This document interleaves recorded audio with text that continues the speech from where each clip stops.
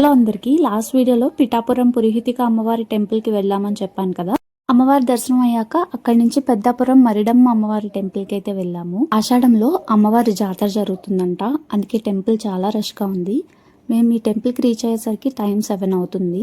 ఇంకా 2 టెంపుల్స్ చూడాల్సినవి ఉన్నాయి, అందుకే ఫాస్ట్గా దర్శనం అవ్వాలని చెప్పి 100 రూపీస్ టోకెన్ తీసుకున్నాము. చాలా క్విక్గా దర్శనం అయితే అయిపోయింది. జాతర జరుగుతుంది కదా, అందుకే గుడి చుట్టూరు పందిరి వేసి ఇంకా గుడంతా లైటింగ్స్ పెట్టారు. చూడడానికి చాలా బాగుంది టెంపుల్. పెద్దపురం మరిడమ్మ, చింతలూరు నూకాలమ్మ, కాండ్రకోట నూకాలమ్మ ఈ 3 టెంపుల్స్లో ఉన్న అమ్మవారి విగ్రహాలు చాలా పెద్దవి. పెద్దపురం నుంచి స్టార్ట్ అయ్యి కాండ్రకోటలో ఉన్న నూకాలమ్మ అమ్మవారి టెంపుల్కి అయితే రీచ్ అయ్యాము. టెంపుల్ ఈవినింగ్ 9 తర్వాత క్లోజ్ చేసేస్తారు. 5 బస్సెస్ జనం వస్తున్నామని ముందే ఇన్ఫార్మ్ చేసి రిక్వెస్ట్ చేసినట్టున్నారు, అందుకే మేము దర్శనం చేసుకునే వరకు గుడి క్లోజ్ చేయలేదు. ఈ టెంపుల్ మేము వెళ్ళేసరికి లేట్ అయింది కదా, అందుకే చాలా మంది దర్శనం చేసుకునే వాళ్ళు ఉన్నారని చెప్పి ఇంకా నేను ఫోటో ఆర్ వీడియో తీయలేదు అమ్మవారిని. ఆయన తీయచ్చో తీయకూడదో కూడా నాకు క్లారిటీ లేదు, అందుకే ఎదురుగుండా ఉన్న ఒక షాప్లో ఇలా చిన్న ఫోటో ఫ్రేమ్ ఉంటే అక్కడ నేను చూపిస్తున్నాను. అమ్మవారు అయితే ఇలానే ఉంటారు. కాండ్రకోట నూకాలమ్మ అమ్మవారి టెంపుల్ దర్శనం అయ్యేసరికి 10 o'clock అవుతుంది.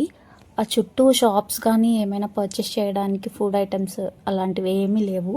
గుడి ఆపోజిట్లో అప్పుడే మొక్కజొన్న కాలుస్తున్నారు, ఇది తీసుకున్నాము ఇక్కడ నుంచి మేమైతే నెక్స్ట్ కడిపిలంకలో ఉన్న ముసలమ్మ అమ్మవారి టెంపుల్కి వెళ్ళాము. కాండ్రకోట నుంచి కడిపిలంక చాలా దూరము. మేము కడిపిలంక ముసలమ్మ అమ్మవారి టెంపుల్కి రీచ్ అయ్యేసరికి టైం 11:30 అయింది. టైంకి 5 బస్సెస్ వాళ్ళు వస్తున్నారన్న గుడి తలుపులు ఓపెన్ చేసి ఉంచడమే చాలా పెద్ద విషయం అనుకుంటే, ఆ దర్శనం అయ్యేసరికి టిఫిన్ కూడా ప్రిపేర్ చేసి ఇచ్చారు. టిఫిన్ అంటే ఒకరికి ఇద్దరికి కాదు, ఇంచుమించు 250 to 300 మెంబర్స్కి ప్రిపేర్ చేశారు. బస్సులో ఉన్న వాళ్ళందరూ చాలా హ్యాపీగా తిన్నారు. టేస్ట్ కూడా చాలా చాలా బాగుందని చెప్పారు. ఇంతకీ నువ్వు తినలేదని అడుగుతారేమో, నేను ఏకాదశి అవ్వడం వల్ల తినడం అవ్వలేదు. ఆ ఊరు సర్పంచ్ గారు ఇంకా 10-15 మంది కమిటీ మెంబర్సే కాకుండా 10 మెంబర్స్ విమెన్ సేవ చేయడానికని చెప్పి ఎప్పుడు రెడీగా ఉంటారంట. ఏదైనా కుక్ చేయాలన్నా, అమ్మవారికి సంబంధించిన సేవ చేయాలన్నా వాళ్ళు చెప్పగానే ఈ 250 మెంబర్స్కి ఫుడ్ కుక్ చేసి అరేంజ్ చేశారంట. ఇంకా కమిటీ మెంబర్స్ అందరూ ఫుడ్ సర్వ్ చేసి ఇచ్చారు. వాళ్ళందరూ ఒక మాట మీద ఉండి టీం వర్క్తో ఏదైనా సాధించవచ్చు అనే దానికి ఇది ఒక ఎగ్జాంపుల్.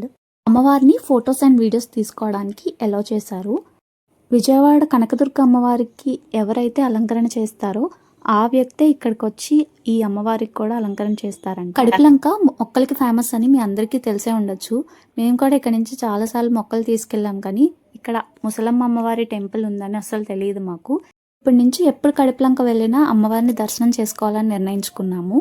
ఇంకా కడిపిలంక నుంచి మా ఇంటికి రీచ్ అయ్యేసరికి టైం 1 o'clock అయింది. ఇక్కడితో సిరీస్ కంప్లీట్ అయింది. థ్యాంక్